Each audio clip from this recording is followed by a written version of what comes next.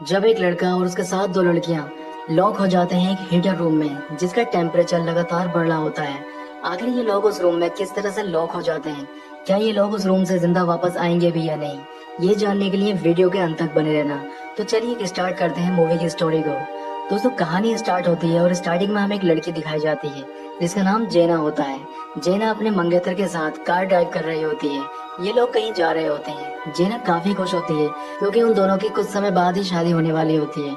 लेकिन आगे चलकर उनकी कार का एक्सीडेंट हो जाता है जिसमें उसका मंगेतर मारा जाता है। अब हमें 3 साल के बाद का सीन दिखाया जाता है जिसमें जेना फोटो क्लिक कर रही होती है। जेना अभी भी अपने मंगेतर को ही याद करती है क्योंकि वो उससे काफी प्यार किया करती थी। अब यहाँ पर जेना के फ्रेंड रेने को दिखाया जाता है। रेने उससे कहती है कि क्यों ना हम कहीं बाहर घूमने के लिए चलें, इससे तुम्हारा मन भी थोड़ा हल्का हो जाएगा। इसके बाद रेने जेना को अपने बॉयफ्रेंड माइकल और उसके फ्रेंड एयान से उसको मिलाती है। यहाँ पर एयान सभी से कहता है कि मेरे अंकल का काफी बड़ा रिजॉर्ट है जो कि एक बहुत बड़ी लेक के किनारे है, क्यों ना हम सभी लोग वहाँ चलें। ये सभी लोग डिस्कस करने के बाद वहाँ के लिए निकल जाते हैं। जब ये लोग रिजॉर्ट के लिए निकल जाते हैं तो एयान का अंकल उनका पहले से ही वहाँ वेट कर रहा होता है। इनके जाने से पहले ही उसने पूरी पार्टी की तैयारी कर रखी होती है।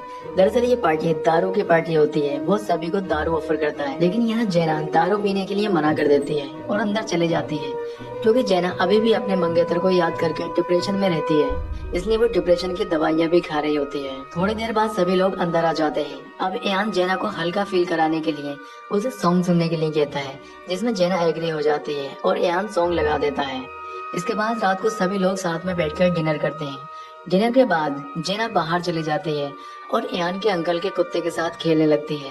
तब वो देखती है रेने का बॉयफ्रेंड माइकल काफी ज्यादा ड्रग्स ले रहा होता है। जब जेना ये बात रेने को बताती है तो रेने इस बात को लाइटली लेती है। इसके बाद वहाँ एयान का अंकल आ जाता है।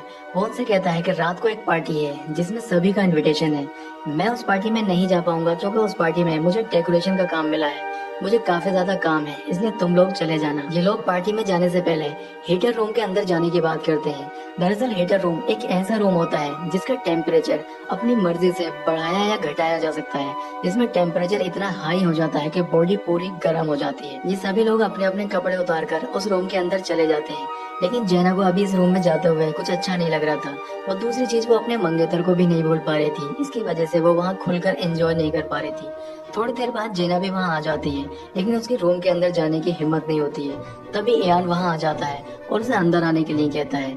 तब जेना पानी की कुछ बोतल लेकर उस रूम के अंदर चली जाती है।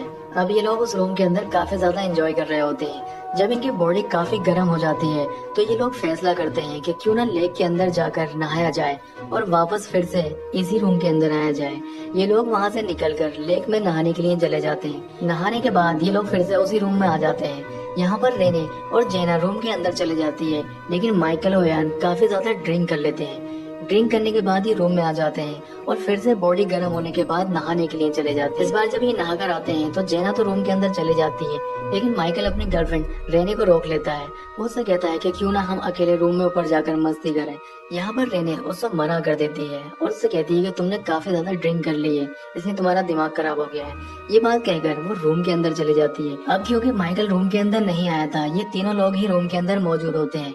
थोड़ी देर बाद एक आहट सुनाई देती है। यहाँ माइकल से अनजाने में एक ऐसी गलती हो जाती है जिसकी सजा अब ये तीनों भुगतने वाले होते हैं। जब ये लोग दरवाजे पर जाकर चेक करते हैं तो दरवाजा नहीं खुलता है। काफी कोशिश करने के बाद भी दरवाजा ये नहीं खोल पाते हैं। यहाँ रहने को लगता है कि माइकल शायद दरवाजा बंद करके बाहर से चला गया है। ये लोग माइकल को काफी ज्यादा आवाज लगाते हैं, लेकिन इनकी आवाज कोई नहीं सुनता है। और क्योंकि कमरे का टेम्परेचर लगातार बढ़ रहा होता है, क्योंकि कमरे के अंदर स्टोन हीटर लगे होते हैं।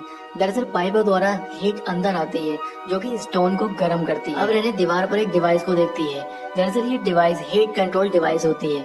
जब यान इस डिवाइस को देखता है तो वो उसको बताता है कि ये सिर्फ रिमोट द्वारा ही कंट्रोल होती है, इसको मैनुअली कंट्रोल नहीं किया जा सकता। तब रेने उससे कहती है कि अगर हम डिवाइस को ही तोड़ दें तो शायद हम कमरे का टेम्परेचर कम कर सकते हैं। इसमें यान उससे कहता है कि डिवाइस तोड़ने पर जरूरी नहीं है कि कमरे का टेम्परेचर कम हो जाए, शायद कमरे का टेम्परेचर बढ़ भी सकता है। यहाँ पर ये लोग काफी ज्यादा परेशान हो जाते हैं। अब रेने गुस्से में दरवाजे में लगा कांच तोड़ने की कोशिश करती है, लेकिन कांच उससे नहीं टूटता है। यहाँ पर यान के दिमाग में एक आइडिया आता है। वो स्टोन हीटर में से एक स्टोन निकालने की कोशिश करता है। अब यान स्टोन हीटर में से एक स्टोन का टुकड़ा निकालने में कामयाब होता है। क्योंकि वो टुकड़ा काफी गर्म होता है, इसलिए वो उसको पानी में ठंडा करता है। पत्थर का टुकड़ा लेने के बाद यान दरवाजे में लगा कांच तोड़ने की कोशिश करता है, लेकिन कांच काफी ज्यादा मजबूत होने की वजह से उससे नहीं टूटता है। लेकिन यान कोशिश करते रहता है और वो कांच के टुकड़े को तोड़ देता है, क्योंकि कमरे का टेम्परेचर ज्यादा होने की वजह से ये लोग ठीक से सांस भी नहीं ले पा रहे थे। इसलिए कांच टूटने के बाद ये लोग आराम से सांस ले लेते हैं। इसके बाद ये माइकल को आवाज लगाते हैं, लेकिन वहाँ पर कोई नहीं होता है, क्योंकि माइकल ऑलरेडी पार्टी में जा चुका होता है। वहाँ पर उनकी आवाज कोई नहीं सुनता है। लेकिन इनको यहाँ पर दरवाजा बंद होने की वजह पता चल जाती है। ये बाहर देखने पे पता चलता है कि एक लेडर जो कि दरवाजे से अटक गई है, जिसकी वजह से दरवाजा नहीं खुल रहा होता है। अब ये लोग काफी ज्यादा परेशान हो जाते हैं और दरवाजा खोलने के बारे में ही सोच रहे होते हैं। यहाँ रेने यान से कहती है कि क्यों ना इस स्टोन हीटर को तोड़ दिया जाए, जिससे हीट आनी बंद हो जाए और कमरा थोड़ा ठंडा हो जाए। यहाँ पर यान उससे कहता है कि अगर हमने ऐसा करने की कोशिश की तो यहाँ एक बहुत बड़ा धमाका होगा, जिससे हम सभी मारे जाएंगे। अब यान उस लेडर को दरवाजे से हटाने के लिए पत्थर का एक टुकड़ा कपड़े में बांधता है और दरवाजे से अपना हाथ बाहर निकाल कर उस लेडर को हटाने की कोशिश करता है, लेकिन वो ऐसा करने में नाकामयाब रहता है और काफी ज्यादा परेशान हो जाता है। इसके बाद रेने उस डिवाइस को तोड़ने की बात करती है, जिसमें यान और जेना ऐसा करने के लिए मना कर देते हैं, क्योंकि डिवाइस टूटने के बाद जरूरी नहीं है कि कमरे का टेम्परेचर कम हो जाए, हो सकता है कमरे का टेम्परेचर और बढ़ जाए।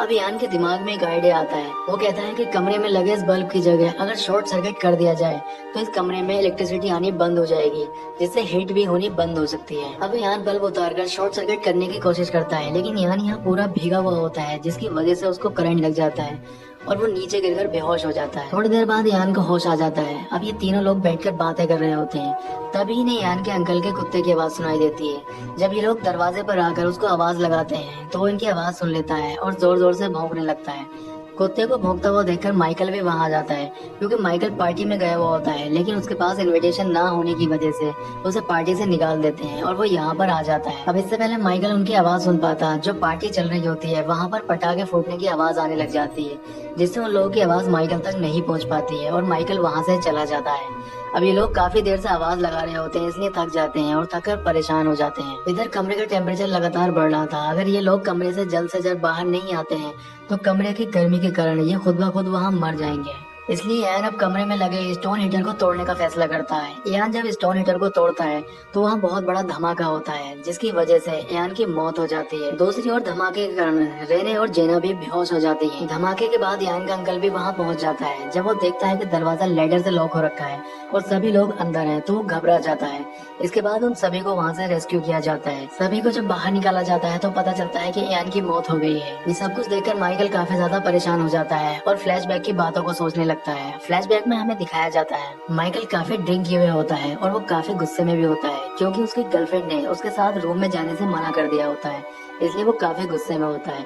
काफी ज्यादा ड्रिंक करने के बाद उसको कोई होश नहीं होता है।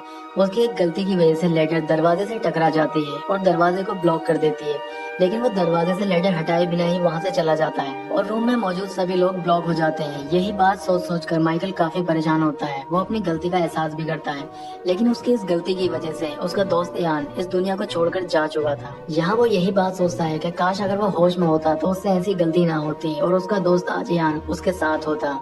यहाँ पर मूवी का एंड हो जाता है। दोस्तों, आपको मूवी कैसी लगी कमेंट करके बताएं और हमारे वीडियो को लाइक जरूर करें। दोस्तों, चैनल पर अगर नए हैं तो चैनल को सब्सक्राइब तो जरूर ही कर लें। तो मैं आपसे मिलता हूँ इसी तरह के किसी नेक्स्ट वीडियो में।